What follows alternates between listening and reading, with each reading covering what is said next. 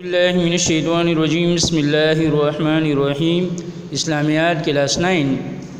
آج جو ہم اسلامیات میں جو سبق پڑھیں گے وہ ہے الدرس الاول جیم۔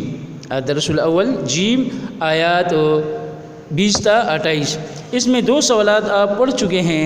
سوال نمبر 1 شر الدواب سے کیا مراد ہے، اور سوال نمبر 2 بھی آپ پڑھ چکے ہیں سورۃ الانفال کی آیات میں خیانت سے کیا مراد ہے۔ آج ہم سوال نمبر 3 پڑھیں گے۔ سوال نمبر 3 یہ ہے کہ مندرجہ ذیل عبارات کا مفہوم بیان کیجیے۔ یہ عبارت الف با جیم دال ہا، یہ 5 عبارات ہیں، اس کا مفہوم بیان کرنا ہے۔ تو سب سے پہلے تو یہ بات آپ نوٹ کر لیں کہ عبارت حل کرنے کا طریقہ کیا ہے۔ عبارت حل کرنے کا طریقہ کیا ہے؟ عبارت حل کرنے کا طریقہ یہ ہے کہ ہم سب سے پہلے اس عبارت کا جو ترجمہ بنتا ہے وہ صحیح ترجمہ کریں گے کہ اس کا ترجمہ کیا ہے، اور دوسری بات یہ ہے کہ اس کا ہم مفہوم لکھیں گے کہ عبارت میں جو بات کہی گئی ہے وہ مرکزی بات، خاص نقطہ کیا ہے، اور تیسری بات ہم اس عبارت کی مکمل وضاحت، تشریح، ڈیٹیل، ایکسپلینیشن کریں گے۔ تو عبارت حل کرنے کا طریقہ کیا ہے؟ 3 باتیں ہیں، اس کا ترجمہ کرنا، مفہوم بیان کرنا اور وضاحت بیان کرنا۔ اب یہاں پر یہ پہلی جو عبارت ہے سوال نمبر 3 السوال الثالث الف ولا تکونوا کالذین قالوا سمعنا وهم لا يسمعون، یہ پہلی عبارت ہے۔ اس پہلی عبارت کا ہم نے کیا کرنا ہے؟ اس پہلی عبارت کا ہم نے اب وہ جو 3 باتیں میں نے آپ کو بتائی، سب سے پہلے اس کا ترجمہ لکھنا ہے، اور ترجمہ لکھنے کے بعد کیا کرنا ہے؟ اس کا مفہوم کیا بنتا ہے، اور تیسری بات کیا ہے کہ ہم نے اس کی وضاحت بیان کرنی ہے۔ تو سب سے پہلے ہم اس کا ترجمہ کریں گے۔ تو عبارت کیا ہے؟ سوال نمبر 3 عبارت کا مفہوم، اور عبارت نمبر الف ولا تکونوا کالذین قالوا سمعنا وهم لا يسمعون۔ اس کا ترجمہ کیا ہے بیٹا؟ ہاں، اس کا ترجمہ یہ ہے ولا تکونوا کالذین، اور ان لوگوں جیسے نہ ہونا، قالوا جو کہتے ہیں، سمعنا ہم نے سن لیا۔ کیا سنا؟ ہم نے حکم خدا، حکم الہی سن لیا۔ تو اللہ تعالیٰ نے کیا فرمایا؟ وَهُمْ لَا يَسْمَعُونَ، مگر حقیقت میں وہ نہیں سنتے۔ یہ اب اس کا نمبر 1 کیا ہوا؟ ترجمہ۔ اب اس میں جو بات ہے، دوسری بات کہ ہم نے اس کا مفہوم بیان کرنا ہے۔ مفہوم میں کیا لکھا ہے ہم نے؟ دیکھیں سورۃ الانفال کی اس آیت نمبر 21، یہ آیت نمبر کون سی ہے؟ 21۔ یہ آیت نمبر آپ کتاب میں دیکھ لیں، یہ یہاں پر یہ پہلے لائن کے آخر سے وَلَا تَكُونُوا كَالَّذِينَ قَالُوا سَمِعْنَا وَهُمْ لَا يَسْمَعُونَ۔ تو سورۃ الانفال، یہ سورت کون سی ہے؟ سورۃ الانفال۔ یہ جب آپ لکھیں گے سورۃ الانفال تو اس سے یہ بات واضح ہو جاتی ہے کہ بچے کو یہ معلوم ہے کہ وہ کون سی سورت کی کون سی آیت کا وضاحت، مفہوم بیان کر رہا ہے۔ سورۃ الانفال کی اس آیت نمبر 21 میں اللہ تعالیٰ نے، چونکہ آیت ہے، قرآن کا حصہ ہے، تو اللہ تعالیٰ نے مسلمانوں کو، کن کو؟ مسلمانوں کو کفار کی مشابہت اختیار کرنے سے روکا ہے۔ یعنی اللہ تعالیٰ نے مسلمانوں کو منع فرمایا ہے، روکا ہے کہ آپ مسلمانوں نے کافروں کی مشابہت، ان جیسے نہیں بننا ہے۔ یہ دوسری بات ہو گئی عبارت کا ترجمہ اور عبارت کا مفہوم۔ اب اس کا جو وضاحت ہے، جو اس کی ڈیٹیل ایکسپلینیشن ہے، وہ ہم نے بیان کرنی ہے۔ تو کیا بات ہے؟ وضاحت کیا ہے؟ کفار جیسے نہ ہونا، یہ اس کا ہیڈنگ بنایا کہ کفار جیسے نہ ہونا۔ اس آیت مبارکہ کی روشنی میں یہ جو سورۃ الانفال کی آیت نمبر 21 جو ہے وَلَا تَكُونُوا كَالَّذِينَ قَالُوا سَمِعْنَا وَهُمْ لَا يَسْمَعُونَ، اس آیت کی روشنی میں جس طرح کافر لوگ جو ہیں یہ حکم خدا کو، حکم الہی کو ایک کان سے سن کر دوسرے کان سے نکال دیتے ہیں۔ کافر لوگ جو ہیں وہ جب نبی پاک صلی اللہ علیہ وسلم ان کو اللہ تعالیٰ کی آیات سناتے تو وہ بس ایک کان سے سن لیتے، دوسرے کان سے نکال لیتے، یعنی کوئی پرواہ نہیں کرتے تھے۔ کیسے؟ یعنی وہ نہ تو حکم الہی کو سمجھتے ہیں، یعنی وہ سمجھنے کی کوشش نہیں کرتے ہیں، نہ اس پر عمل کرتے ہیں۔ سمجھتے بھی نہیں ہیں، سمجھنے کی کوشش بھی نہیں کرتے ہیں، اور نہ ہی اس پر عمل کرتے ہیں، اور نہ ہی اس پر یقین رکھتے ہیں۔ ٹھیک ہے جی۔ تو اصل میں بات یہ ہے کہ بات جو سننا ہے وہ صرف سننا نہیں ہے کہ ہم بات سنیں، بات سننا بھی ہے نمبر 1، بات کو سمجھنا بھی ہے نمبر 2، نمبر 3 کیا ہے، اس کو ماننا بھی ہے، یعنی یقین ہو، اور چوتھی بات کیا ہے، اس پر عمل بھی کرنا ہے۔ یہ تو نہیں ہے کہ میں نے بات سن لی ہے، نہیں، بات کو سننا ہے، نمبر 2 سمجھنا ہے، نمبر 3 یقین کرنا ہے، اور نمبر 4 اس پر عمل کرنا ہے۔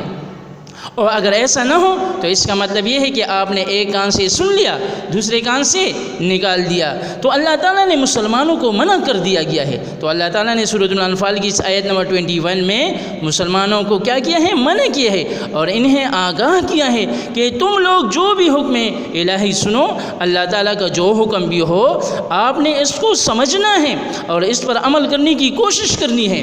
یہ نہیں کہ میں نے سن لیا، آپ مسلمان ہیں، آپ سنیں گے، سمجھیں گے، مانیں گے اور اس پر عمل کر لیں گے۔ اگر ایسا نہ ہو تو پھر تو آپ کا طرز عمل کفار جیسا ہوگا۔ تو اللہ نے فرمایا تمہارا طرز عمل کفار جیسا نہیں ہونا چاہیے، کیونکہ وہ دل سے نہیں سنتے۔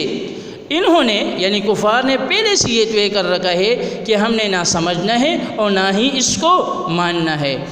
اس لیے اللہ تعالیٰ نے فرمایا وَهُمْ لَا يَسْمَعُونَ، ان لوگوں کا سننا نہ سننے کے برابر ہے۔ یہ کافر لوگ جو ہیں اگر یہ سنیں بھی تو چونکہ انہوں نے پہلے سے یہ نیت ذہن بنایا ہے کہ ہم نے نہ سمجھنا ہے اور نہ ہی اس کو ماننا ہے، تو اللہ نے کیا فرمایا وَهُمْ لَا يَسْمَعُونَ، کہ یہ جو کہا کرتے ہیں کہ ہم نے سنا، تو اللہ تعالیٰ نے فرمایا انہوں نے نہیں سنا، یعنی انہوں نے سمجھا نہیں ہے، یہ یقین نہیں کرتے ہیں، یہ عمل نہیں کرتے ہیں، تو ان کا سننا نہ سننے کے برابر ہے۔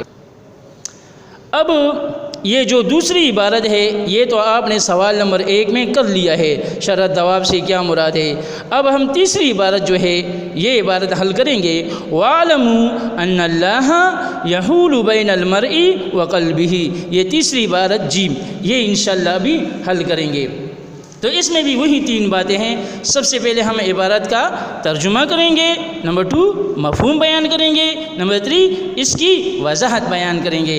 تو عبارت کیا ہے، وَاعْلَمُوا أَنَّ اللَّهَ يَحُولُ بَيْنَ الْمَرْءِ وَقَلْبِهِ، وَاعْلَمُوا اور جان رکھو، ان اللہ کہ اللہ تعالیٰ یحول حائل ہو جاتا ہے، یحول کا معنی ہے حائل ہو جاتا ہے، بین المرء وقلبہ، آدمی اور اس کے دل کے درمیان، اور جان رکھو کہ اللہ تعالیٰ آدمی اور اس کے دل کے درمیان حائل ہو جاتا ہے۔ اب اس کا مفہوم کیا ہے،